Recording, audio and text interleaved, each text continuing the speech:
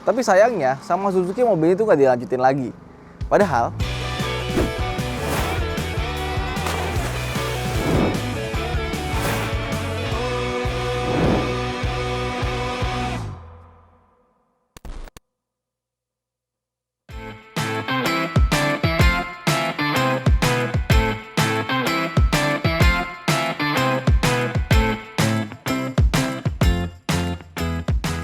halo semuanya, kembali lagi di Ford Vanif. Ya, kali ini kita bukan video used car ya kan, tapi ini adalah video restorasi. Ini hasil sebelumnya ya.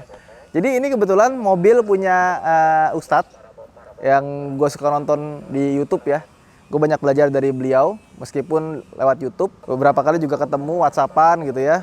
Terus beliau minta tolong untuk rekondisi mobil beliau.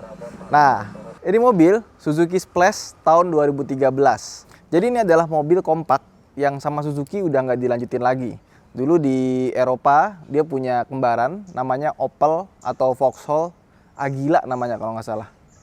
Agila. Bener ya? Iya namanya Agila. Kalau di masuk Indonesia kayaknya nggak bagus namanya Agila. Makanya masuk sini namanya Splash. Ada namanya Splash, ada Suzuki Ritz, ya pokoknya bentuknya kayak gini. Tapi sayangnya sama Suzuki, mobil ini nggak dilanjutin lagi dan digantikan oleh Suzuki Ignis atau Solio. Padahal pada masanya ini adalah mobil city car mungkin bisa dibilang yang paling gede, paling lega. Ya, ini dia lebih panjang sedikit dibandingkan dengan Suzuki Swift generasi pertama, lebih tinggi juga. Pokoknya secara dimensi dia lebih besar, tapi dalamnya lega banget. Nah, karena ini bukan video used car gitu ya, yang biasa kita bahas kayak misalkan mobil-mobil sebelumnya gitu ya. Ini mobil tidak dijual, tapi kita mau lihat kondisinya. Ya, ini mobil dari tahun 2013. Jadi usianya sudah sekitar 8 tahun. Ya nggak begitu tua-tua amat sih sebenarnya. Cuma emang beliau ini tidak begitu merawat mobil sepertinya. Jadi kondisinya agak lumayan parah. Kayak misalnya kita lihat di kap mesinnya. Ini jamurnya itu udah tebal banget. Ini udah dibersihin mobilnya. Jadi kalau kita tangan gini, tangan nggak berdebu. Tapi memang bodinya seperti ini. Ini jamurnya banyak sekali dan banyak baret-baret halus bekas kucing. Sebenarnya kalau misalkan baret-baretnya halus, ini ada beberapa yang bisa hilang. Tapi yang dalam kayak gini, ini dipoles biasanya nggak hilang. Sama ini jamur di bodi ini pasti molesnya capek nih. Ya kan? Jadi kalau misalkan bodi berjamur gini, kalau kita mau cepet gitu ya, sebenarnya bisa pakai HF, asam keras. Tapi gua nggak menganjurkan kalian pakai asam keras, karena itu bisa merusak cat mobil.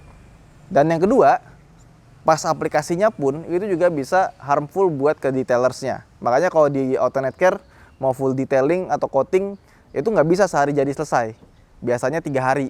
Karena kenapa? Karena kita ya nggak pakai bahan-bahan keras. Semua bahan kita itu aman untuk mobil kalian dan aman juga buat detailersnya. Gue nggak pengen nanti orang kerja sama gue 3 tahun langsung bengek gitu ya. Apalagi zaman corona gini. Begitu pula dengan kaca. Nah, kacanya pun juga ini penuh jamur. Kalau di sini kacanya terang nggak begitu kelihatan. Coba ke sini. Kaca samping nih baru kelihatan jamurnya luar biasa. Ya. Ini bukan kotor ya. Jamur ini. Tangan gue bersih tuh. Tetap udah megang-megang gini udah dibersihin cuci mobil. Tapi karena jamurnya banyak sampai ke sini. Ini banyak sekali jamurnya. Ini bisa dihilangkan. Caranya gampang. Bisa dipoles juga. Ada splash lagi tuh. Tapi itu versi lebih kinclong. Kalau kinclong kayak gitu. Itu juga bisa hilang jamurnya, tapi kalau udah setebel ini ngilanginnya pakai mesin poles. Kalau pakai tangan, capeknya pol. Kecuali pakai HF bisa cepat. Nah, kalau kita pakai HF yang tadi yang gue bilang asam keras, itu bisa ngilangin jamur dengan cepat. Tapi ada konsekuensinya, pantuh. Daun apa? Ulet. Oh, ulet. Oh iya, ulet tuh hijau. Jalan-jalan. Kalau misalkan kalian apply-nya terlalu banyak atau keseringan gitu ya, nanti kaca kalian tuh bisa bintik-bintik putih. Atau kita bilangnya panuan. Itu kondisinya sangat tidak bagus. Kenapa? Karena satu-satunya cara untuk menghilangkan putih-putihnya itu, dia kan masuk ke pori-pori ya, asamnya itu. Ya dengan mengganti kaca. Tidak bisa dengan cara lain, harus diganti kacanya. Makanya lebih baik pakai bahan yang aman, cuma ngerjainnya lebih ekstra aja, lebih effort aja. Nanti kita akan bikin tutorialnya cara ngilangin jamur kaca di mobil ini, karena tebal banget. Nah kalau mobil kacanya udah ada bintik-bintik putihnya gitu ya di dalam gitu ya. Cara bedainnya sama jamur itu gimana? Banyak orang yang suka salah, dikiranya ini jamur nggak bisa hilang, padahal panu. Nah biasanya kalau udah panuan gitu, udah putih-putih, itu kita kasih semir ban, nanti putih-putihnya hilang. Ketika semir bannya hilang, muncul lagi putih-putihnya. Nah terus body Mobil bodinya hitam, kalau misalkan banyak baret itu kelihatan banget kayak gini nih. Ini mobil nggak ada kinclong-kinclong ya. Mungkin kalau di kamera kelihatannya masih agak sedikit bagus karena bisa permainan color tone. Tapi kalau kita lihat dengan mata kepala sendiri, waduh, ini baretnya kebanyakan. Jadi nanti kita akan repaint lagi semuanya biar bagus ya. Tapi sebelum kita repaint, kita akan detailing dulu untuk kita lihat dapatnya seberapa. Dan kalau misalkan kita repaintnya tuh nggak semuanya lah yang pasti. Kita repaint bagian yang kira-kira nggak dapat. Kayaknya sih ini baret dalam nggak dapat, ini juga nggak dapat, ini nggak dapat, ini sampai dempulannya meletek nih. Ini bekas dempul nih, hijau. Ini bekas dempulnya sampai begini ya. Kayaknya belakangnya pernah nabrak, terus pernah dibetulin terus nabrak lagi. Iya. Dempul crispy. Nah terus nih bagian belakangnya, ya. Ini kalau kita buka nggak ada ininya, nggak ada apa namanya, bukaannya dari sini. Jadi kalau misalnya kita mau buka bagasi belakangnya itu mesti lewat depan, di bawah jok atau dari sini. Nah, oke. Ya, ini dia. Bagasinya sangat lega. Ini kenapa ada dongkrak buaya di sini. Terus ini tutup covernya hilang. Ini buat ganti shock breaker di sini ya. Dulu katanya dipakai buat bawa barang sampai dari belakang, tengah, depan, kiri itu semuanya full sama barang. Bagasinya nggak begitu gede, cuma dia tinggi. Jadi kita bisa bawa barang-barang yang cukup tinggi. Dan kalau kita lipat seperti ini, ya, dia tidak bisa dilipat rata lantai. Tetap ada gundukannya karena memang bagasinya ini agak turun ke bawah. Ban serepnya masih ada. Ini belakang, ini lecet nih, bekas bawa barang dulu. Ya ini lecetnya agak lumayan sih. Sama nanti kalau kita bawa ke auto netcare yang di sini-sini itu juga kerak-kerak di sini juga hilang. Oke. Tadinya gue mau sponsorin Ustadz buat detailing gitu kan. Tapi kalau kondisinya kayak gini kayaknya harus dicat dulu deh. Kita juga sering beberapa kali nolak-nolakin customer karena detailing atau coating kan harganya sebenarnya lumayan, ya kan? Nah, kalau misalkan mobil datang itu kondisinya nggak bagus, rasanya agak sayang gitu kalau dia nggak ngecat dulu, nggak dibagusin dulu baru di detailing dan di coating. Ya emang secara bisnis sih rugi karena kan harusnya ya udahlah masuk aja gitu. Tapi kita nggak pengen konsumen kita tuh kurang puas gitu dapat hasilnya. Jadi lebih baik dia ngeluarin duit sedikit dulu, 1 juta 2 juta buat ngecat bagian-bagian yang kurang, baru kita masukin detailing sama coating. Biar mobilnya tuh bener-bener bagus gitu. Soalnya kalau kebawa ke tukang cat, misalkan ada baret nih, wah ini nggak bisa nih harus dicat. Kalau ke bawah detailing, oh ini bisa detailing aja nih. Kalau bawa ke tukang poles ada baret gitu ya. Oh ini mah bisa dipoles hilang. Padahal baretnya dalam gitu. Ujung-ujungnya masih nyisa, cuma emang agak samar. Ya itu mah cerita pengalaman ya. Ini catnya juga agak tipis nih, kayak pernah kena sesuatu di sini. Baret-baret halus. Dan biasanya kalau di bagian tangan dia kena sama kuku. Ini karena soft paint biasanya bergaris-garis nih. Oke. Ini juga pernah kena tabrak nih ya. Ini bisa tipis doang. Ini bisa hilang sedikit tapi yang bagian ini masih ada nih. Ini juga udah bopak. Nah, ini dia bagian belakangnya. Ini kursinya juga kotor sekali, bisa lihat di sini ya. Ada pulau-pulaunya dan warnanya itu juga nggak seger, nggak fresh, agak sedikit coklat. Tapi nanti kita coba lihat aja. Kita coba poles dulu semua body, kita detailing. Kira-kira dapatnya seberapa? Kalau nggak dapat, ya udah kita baru bawa cat. Kemudian ini interiornya, ya pemakaian agak kotor. Ini karpet bawahnya udah nggak ada. Terus setirnya ini masih kenceng sih. Belum yang udah ngewer-ngewer tuh. Kan kalau mobil udah capek tuh biasanya dipegang ini kan muter juga kan. Nah, ya ini cuma kotor doang sih, tapi sisanya masih oke ya. Jadi mobil ini lebih sering dipakai buat bawa barang dibandingkan dengan bawa orang. Ya. Kita starter mesinnya. Engine mounting masih bagus. Nggak ada getaran-getaran aneh. Semuanya masih standar. Klakson juga standar. Nggak ada dimodifikasi di mobil ini. Nah, sama. Mobilnya itu lucu. Jadi dia punya ini tachometer di atas sini nih. Kayak mobil racing ya kan. Tuh, taruh atas sini. Terus di sini ada tempat buat naruh barang, sini naruh barang. Terus di sini ini kok copot ya. Ada nggak sih yang jual part buat ininya, buat bukaan laci? Mesti dicari ini.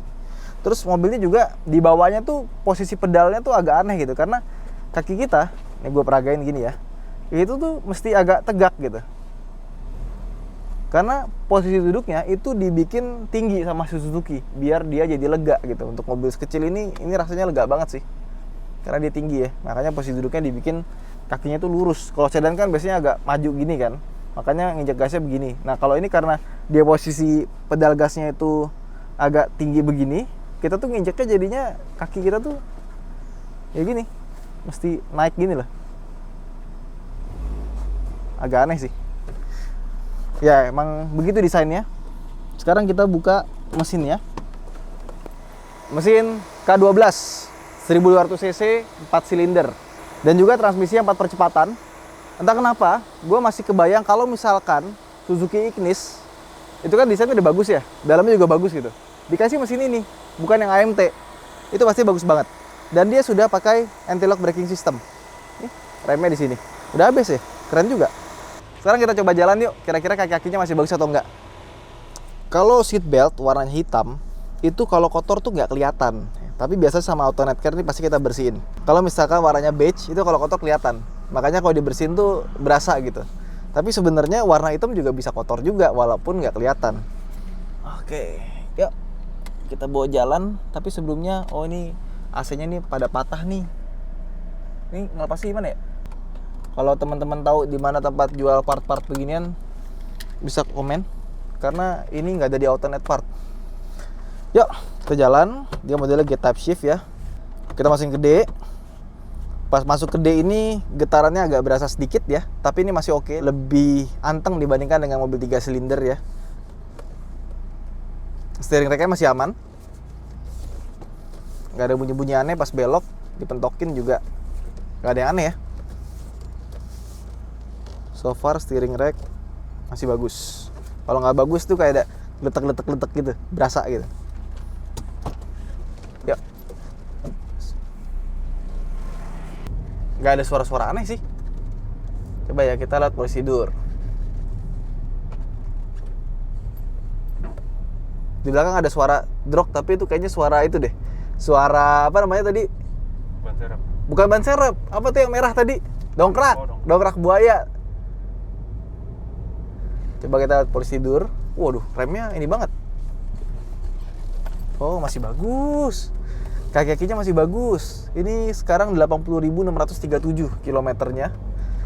AC masih dingin, rem masih bagus dan belum ada bunyi-bunyi ya. Ini banget ya. Remnya gigit banget loh. Ngerem dikit, gitu berasa banget. Sama pedal gasnya sensitif sekali nih. Gas dikit langsung ngacir. Ya, sebenarnya gue udah pakai mobil ini sih, udah coba bawa jalan-jalan. Ini mobil ketika kita nyetir itu lebih enak dibandingkan dengan Suzuki Ignis. Shocknya lebih lembut. Terus transmisinya lebih enak jelas, 4 percepatan. Sama ini nih, setirnya kalau kita belok dia tuh balik sendiri, masih natural. Kalau Ignis tuh kita belokin dia nggak lurus lagi gitu ya. Tuh, masih lurus lagi kan. Nah, kita belok nih ya, kita belok ya kan. Tuh, setirnya masih lurus lagi. Kalau Ignis tuh mesti diputerin sendiri gitu kan. Ya kenapa Ignis nggak dibikin platformnya sama aja kayak Splash, cuma bodinya Ignis? Pasti lebih enak. Suspensinya, handlingnya, mesinnya pun, transmisinya pun samain aja gitu. Cuma ini nih, posisi pedalnya tuh agak kurang enak.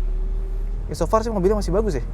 Jadi kalau untuk mesin kayak kaki, kayaknya kita gantinya nggak banyak, cuma tetap kita periksa, terutama bagian liquidnya, oli, air radiator, dan lain-lain kita akan periksa semua.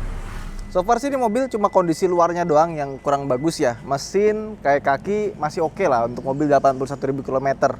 Cuma memang sepertinya ini parkirnya di kebun. Jadi ya dicakarin kucing. Sama ini nggak tahu kenapa pernah ada bekas apa nih?